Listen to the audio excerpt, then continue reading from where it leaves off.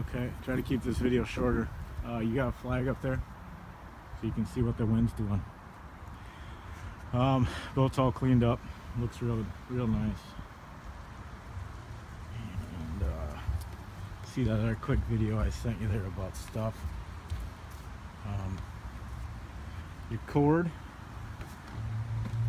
I pulled it in through here before I went to the boatyard. It's pretty tight going under that. It's kind of a pain in the ass. So I'd say until you get locked down at wherever your home marine is, I wouldn't pull it back through there. I would just keep continuing to lay it on the deck. Remember, anything you bump that on is going to leave black scuff marks, so try not to do that. And then I just jerry-rigged this door by tying a line around it so it can't blow around.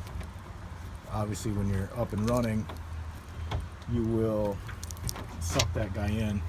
It goes in that hole. Here's the switch for it, in and out. That's called a cable master. I'll show you where that is on the breaker panel down there. That's that aft running light I was talking about. I think you got a chamois here. Yep, I found that down in that compartment. That works awesome for drying off your windows before you go running and cleaning your decks off so they're not all wet. You're making footprints everywhere. When you desalt the boat, if you get in the habit of chamoising off these windows, you won't get water spots on them. They'll stay real nice. You got cleaning supplies, garbage can, corrosion blocker. That's the best stuff made for any metal in your engine room. It works great. I've lubed everything up. Organize this in here for you. Just got some general things. There's a hose in here that I believe hooks to this so that you can drain it to the drain. There's also one of the non-stick rubbery things that was under there, but I took it off and folded it up. It's in there now. It'll go under there to keep that cooler from sliding. There's a helm cover I found. I'll plug all this up. Yesterday I noticed this was loose, so I recaulked that.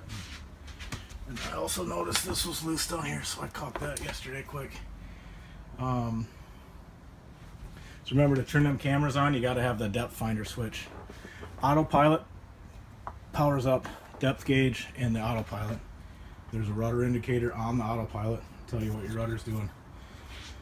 To get to the camera screen on that, it's real easy. Menu, you go down to page setup, click on it, and you'll get a whole list of them. It's real easy. You can call me, I can tell you that one. Fix that zipper. Got this all buttoned up. I did lay your VHF down. You're probably running 20 feet bridge clearance now. 19's where you usually got to be. You're in between 19 and 20, I guess.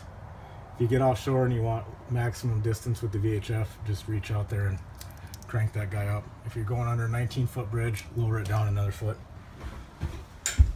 I'm going to stick that outboard down on the galley floor.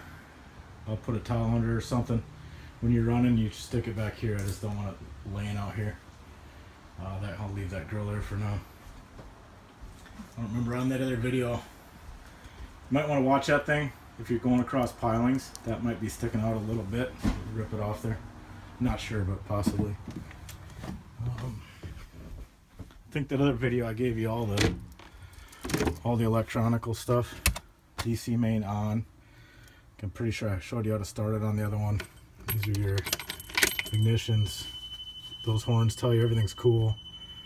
They're pre-start diagnostic alarms. Once you start the engines, those alarms will quit. If they don't quit, that means the engines aren't happy about something. And that audible alarm is monitoring all kinds of things: oil temp, oil pressure, tranny temp, tranny pressure, engine temp, low voltage, maybe even, all kinds of stuff. So if they kick on ever when you're running, that tells you that something's not happy. When you're done running, you just hit the stop buttons up there and you come down, turn those off, and it'll stop your alarms.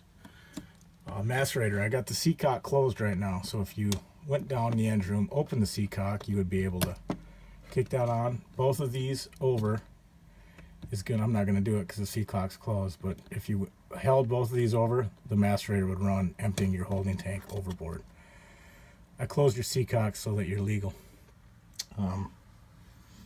Most people run with them open, but I just did it for a formality. No, that's off. Water tank is full.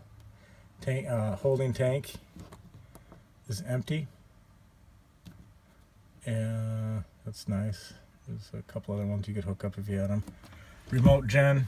Pretty sure I did that on their video, but I can't remember. You just hold that in to start.